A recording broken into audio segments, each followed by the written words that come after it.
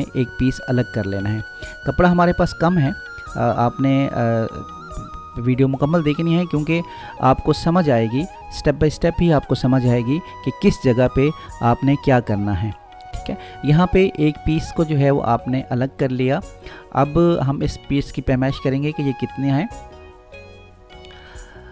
बिल्कुल 5 पल्ले जिसे आप कहते हैं। ठीक है, ये 5 पल्ले बन रहे हैं हमारे। कलियाँ हमने बाद में काटनी है, ये 5 पल्ले हैं। अब आपने इसी तरीके से, बिल्कुल जिस तरीके से आप आम शलवार काटते हैं उसी तरीके से ही आपने इसको डबल कर लेना है।